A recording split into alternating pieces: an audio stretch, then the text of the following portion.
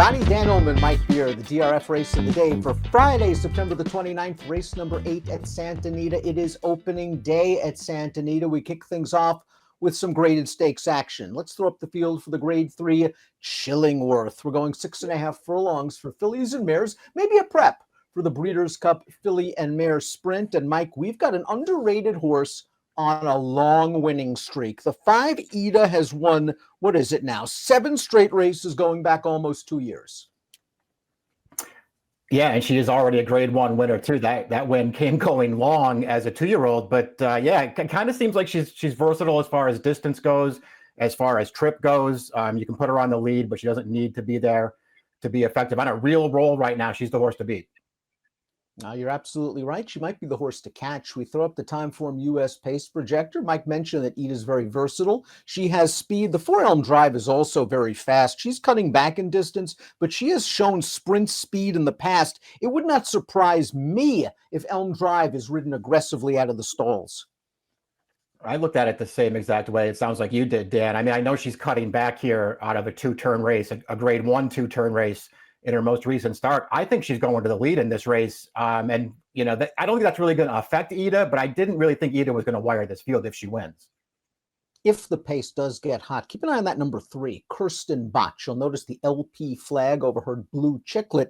That indicates that Kirsten Botch has the fastest late pace rating from Timeform US. The number 1 is clearly unhinged. She might have the most upside potential of any filly in this race. She's very lightly raced. She's trained by an excellent horseman in Michael McCarthy, and she had some trouble in the early stages of the test last time out. Now, she was going to finish 3rd in that race. Maple Leaf Mel unfortunately broke down. She would have won that race by open lengths.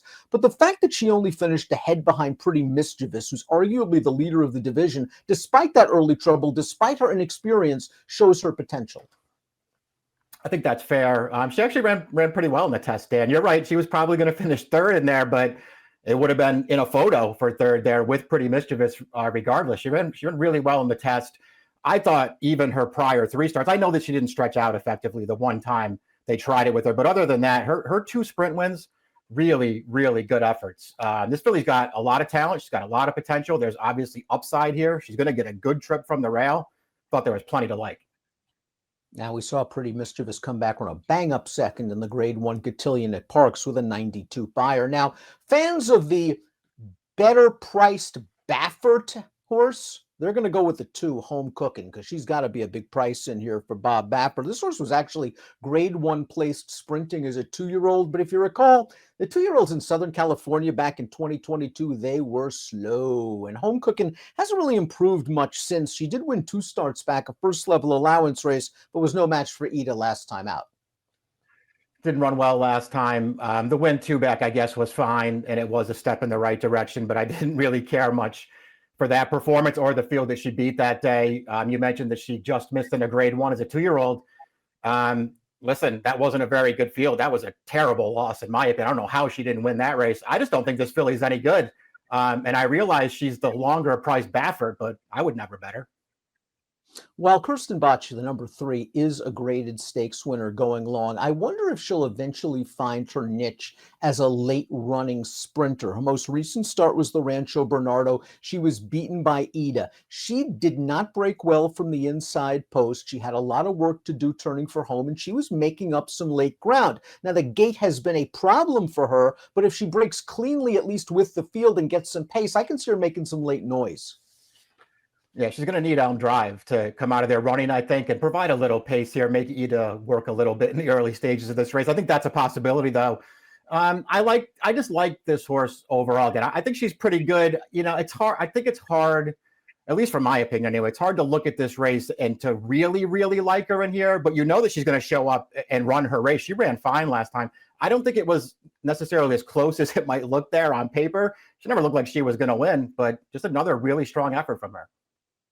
Elm Drive, the number 4, is admirably consistent. She was a graded stakes winner at 2. She was a stakes winner at 3. She is a multiple stakes winner this year on the going 6.5 furlongs in Southern California. She's coming off a third place finish in a Hirsch where they tried to stretch her out a mile and a 16th, and you can understand the plan. It was a race that didn't have a lot of speed. She was going to get to the front. Adair Manor, the horse that's going to win this race, is one of the best filly and mare distaff route horses in all of Southern California, and probably one of the top 10 in the country. All in all, she ran well. I think she's going to love the cut back in distance. Yeah, I just like her cutting back too. She ran fine in that race, but she basically had things her own way in there. It was a really good spot for them to try it. They tried it. Didn't quite work out. I think she's better sprinting anyway. I think she's going to be on the lead in this race. And I think she's a really, really dangerous horse. We'll see what kind of price she is. All Anita does is win 8 of 10 lifetime, 8 in a row, 7 in a row, 4 4 4 over this surface. Here's her most recent start, the Rancho Bernardo, going 6.5 furlongs. She sat just off the early lead. She attacks. She makes the lead. She's going to beat 4 of these. We'll see Kirsten Botch getting up for second, but Ida seems strong under the wire with a 96 buyer. Yeah, she got a great trip in this race. You're going to see her go. I don't know what's going on here at the end of this race, and she just goes a little bit goofy. It looked like she was going to win by a lot more than she actually did, but she was still never threatened in there, again, off of a really, really good trip. And it feels like she just might get another one here. I actually really liked her effort 2 starts back when she beat Elm Drive, because she just took the race to Elm Drive early, dueled her down, and then held off the closer as well. That was a good performance, and I guess you could say she took a little bit of a step forward last time, at least on buyer. A Violent Runner, the number 6. What a great claim by these connections. They took her for 40. They got her graded stakes placed in her first start for them. That was in the Desert Stormer, where she finished second, as she was no match for Ida in the Rancho Bernardo, finishing 5th last time out. It was her first run off of a short layoff. She is going to have to do more with her tactical speed. I can see her sitting in a good position, stalking the 4 and the 5 while in the clear. You can see her getting a good trip too. It has to be really, you have to really question whether you think she's good enough to really factor in this race. Dan, the last 2 starts came against Ida, and she was no match either time. Lady T, the number 7, is kind of a one-run closer. She kicked him down to take the Las Flores back on New Year's Eve. I didn't think much of that field. This is a tougher one, but now she's going to be running 3rd start off of a February layoff. She scored first back, and again, last time out against Ida, it didn't work out. I can see her taking a step forward, but for me, she's an underneath horse only. Yeah, that's how I looked at her too. I don't know if I look at her as the best closer in the race. Not that she's going to be, necessarily that far out of it early, but I didn't think she was the best closer in here. She ran fine 2 back when she earned the new top figure, Dan, or matched the top figure anyway, but that was just one of those races that didn't look very good to me. All 5 in that field had a real shot at it through the stretch, and she wound up prevailing, but it was hardly an impressive performance. Before we get to our top selections, please click the subscribe button on the Daily Racing Form YouTube channel for the latest DRF videos. It's top pick time for the Chillingworth. It's opening Friday at Santa Anita. Mike, you're going with Clearly Unhinged. She's got all the upside. I think she trips out one of those pocket, maybe in-out trips. That's what I thought too.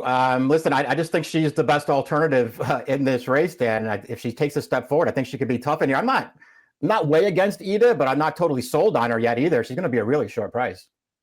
Ida's tactical speed for me is going to put her in a great spot. I think she's going to strike the front turning for home, and then she's got to hold off the closers. But from what I've seen thus far, you must respect her consistency. Unfortunately, price just isn't going to be there. Maybe Kirsten Botch from the back of the pack, if she's dismissed in the wagering, is the alternative for me. 1534 for Mike, 5314 for me. Grade 3 Chillingworth, opening day at the Great Race Place on Friday. Good luck.